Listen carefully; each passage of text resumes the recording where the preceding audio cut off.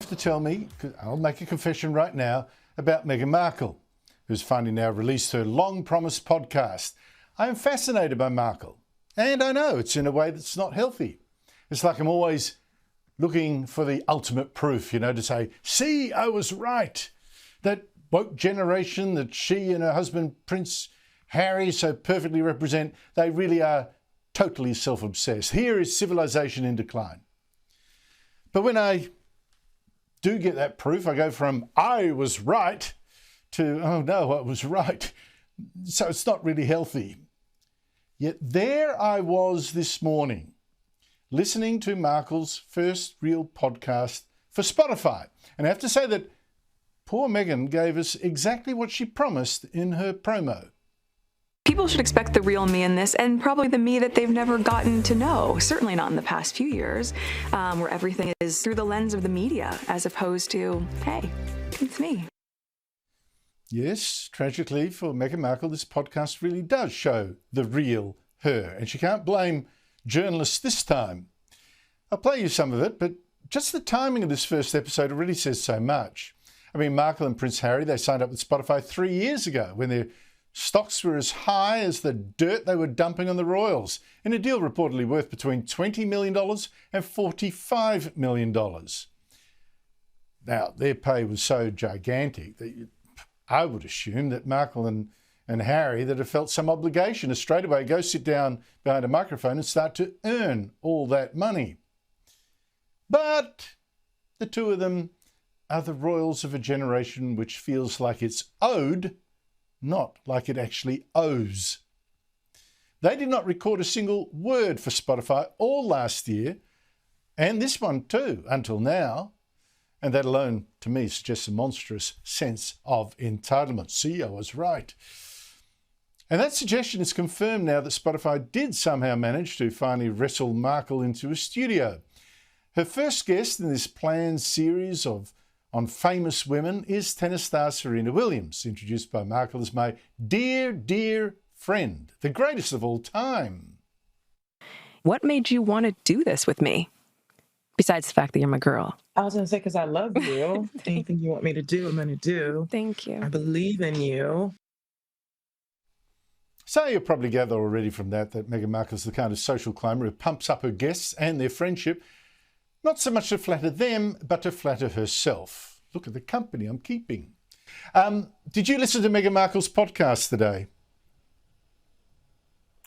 I did, Andrew. It's 55 minutes of my life I would like back. It was absolutely awful. She is a narcissist of the highest order. She had Serena Williams on her first Spotify podcast. Basically, they just can't bear men. That's sort of the takeout I took from it. And it's poor Meghan. And she, of course, threw in there a bit of a dig at the royal family yet again. This woman just won't let up. I just feel so sorry for the Queen having her part of her family. I mean, they say, you can't choose your family, Andrew, and this is really what's happened here. You were also among the first to listen to this podcast that's created headlines around the world. What did you make of it? Well, I'm royal obsessed, and this came just off the back of me reading Tom Bower's book on Meghan Markle, and he admittedly didn't get access to the subject, but he spoke to 80 people around her, and it was interesting in that context to listen to what was put forward in this podcast. It felt like such a missed opportunity, just from a journalist's perspective. If I could have sat there, the questions would have been so different. And one of the things I really picked up on was Meghan was constantly making comparisons between herself and Serena.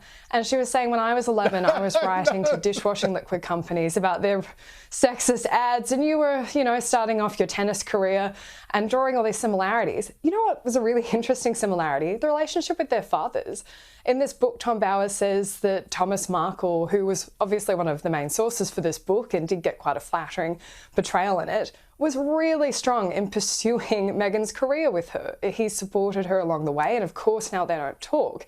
But that could have been an interesting topic to discuss when you are talking about how women break out of the stereotypes that are put on them.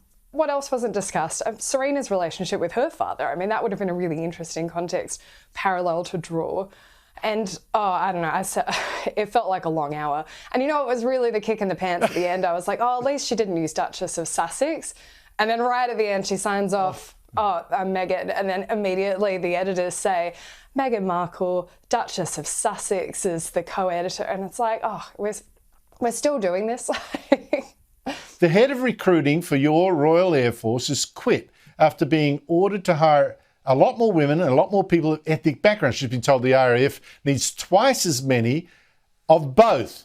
Now, this officer says this direction or order is to make offers of employment to additional women and ethnic minority candidates solely on the basis of their protected characteristics. She means their gender or their race, and in preference to non-ethnic minority men, white men, who have successfully passed all selection criteria ahead of them. And she says this is unlawful. What on earth is going on here? I mean, it's unlawful under our equality laws. It is also clearly discriminating against people on the basis of their race and their sex, in this case, their whiteness and the fact that they are men. And also, it really demonstrates that the cult of diversity is now so widespread among the elites that they think diversity is more important than defence.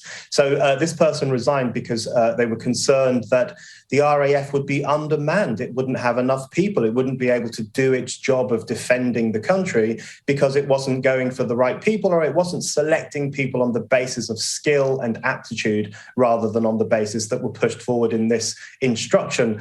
And it really demonstrates that they think diversity is now more important than defending the nation, than having a proper working military outfit that is able to do what it needs to do. I think it demonstrates that wokeness and political correctness, or however we want to refer to it, certainly the new racism, has become a real problem amongst the elites, and it's now going to have a detrimental impact on society itself. Daisy, another interesting argument. The Sydney Nightclub has banned staring at other customers unless the person doing the staring gets prior consent from the person they want to stare at. I wonder how that's a very awkward conversation to have.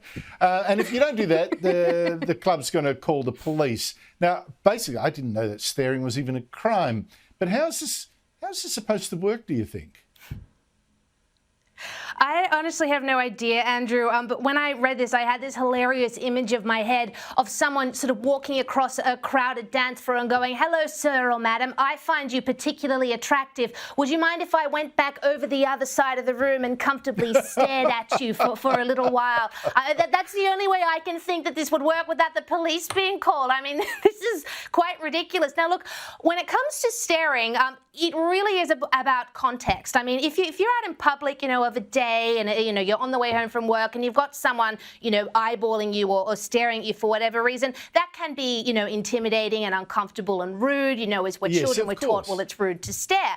But this is a club environment where you dress yourself up to look nice. You might go out to have a flirt if you're single. The whole point of that ritual is so that people look at you. That is, if you're a single gal going to the club, you want to be stared at by people across the room, and you don't necessarily need to provide consent before that because you don't want to. So I think this club, it's like they hate fun. That undercuts the whole point of the romantic stranger across a crowded room looking at you, etc., just for the sake of gaining virtue points. And I would never go to that club. It sounds really boring. I'm not a huge fan of suing people for defamation, free speech and all that. But I can imagine how mortified Anna Paulus was when she went to the Wimbledon final last month to hear Australian Nick Kyrgios tell the millions, tens of millions in fact, of viewers she was a drunk. Okay, but why is she still here? Because she's drunk out of her mind in the first row, speaking to me in the middle of the game. What's acceptable? Nothing is acceptable. Okay, so kick her out. I don't know which one it is. I know exactly which one it is. So tell me. It's the one in the dress with the one that looks like she's had about 700 drinks, brother. 70 beers. Well, Anna Paulus is actually a lawyer. It's dangerous to insult a lawyer. And now suing Kyrgios, saying his allegation caused her considerable harm on the day, resulting, she said, in my temporary removal from the arena. Worse, though, I think, was that Mr. Kyrgios' false allegation was broadcast to and read by millions around the world, causing me and my family very substantial damage and distress.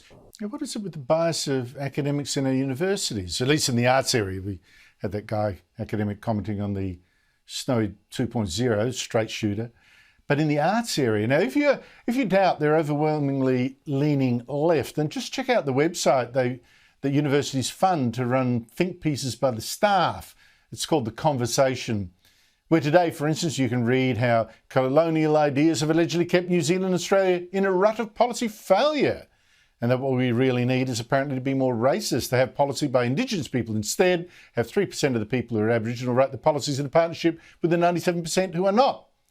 Apparently, what sounds to me a bit like a 50-50 deal, which doesn't seem quite fair.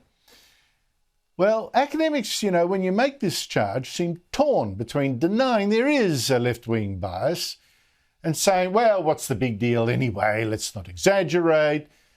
And among the deniers, though, is Lauren Rosewarne, who's an associate professor of the politics department at Melbourne University, who denied everything on 3AW last week. Here she is before it got unstuck when she mentioned me. Host Tom Elliott was telling her about all the students telling him how left-wing their lecturers were and how intolerant.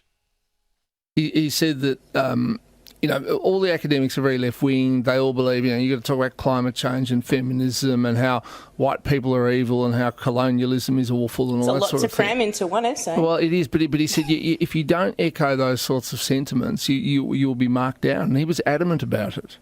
Yeah, look, I can't imagine any of my colleagues doing this. Firstly, I think there's a real misunderstanding as though academics all think alike. I have sat in 20 years worth of departmental meetings to know we can argue about anything. We're not all singing from the same songbook. And they say that for them, the only way to get a good mark is to simply agree with the teacher. Look, I find it really hard to believe. And then he said, what if you mentioned Andrew Bolt? What she said was, automatic F. Automatic F. Have a listen. If I wrote an essay, I was in your course, I wrote an essay saying that, European colonisation of Australia was actually a really good thing for Indigenous people, and I argued it cogently and whatever, even though you might disagree with that, would you potentially give me a good mark?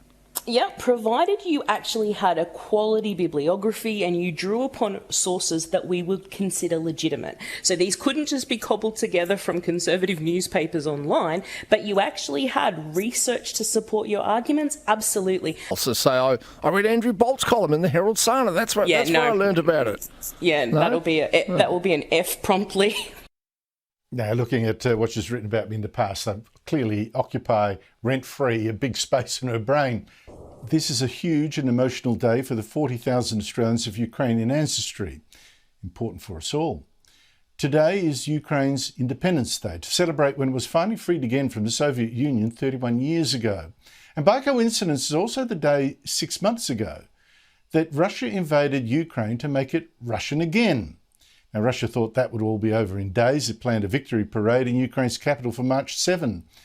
Instead, Russian tanks are in Kiev today, that's right, except they are burned or captured ones that Ukraine has dragged in to celebrate how magnificently they've resisted the much bigger Russian army, which is stalemated to the east and the south. Joining me from the big Ukrainian Independence Day commemoration in Melbourne is the Ukrainian ambassador, Vasyl Miroshnichenko. Ambassador, thank you so much for your time. How do you feel today? Look, I feel exhausted, but I still stay motivated and positive. It's a very important day for us. It's the 31st anniversary of Ukraine's independence.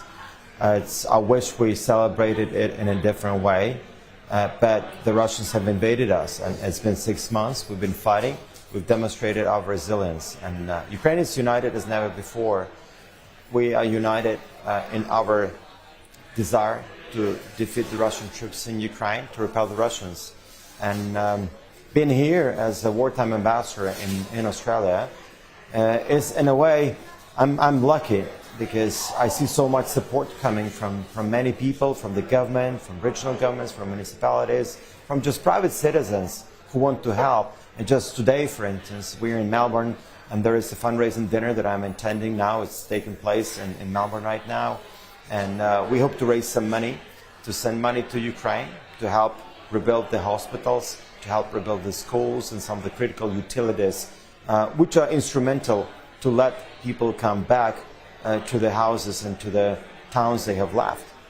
Now, joining me is someone who does think we should push harder on moving to electric cars. Bruce Mountain is not as sceptical as I am about what's called the global warming crisis or the need to do something about it. So I'm not talking to a skeptic here, but I am talking to someone who said from the start that the politicians and the boosters were wrong about the Snowy 2.0 scheme. He predicted early on that it would cost 5 times more than the Turnbull government claimed and would take years longer.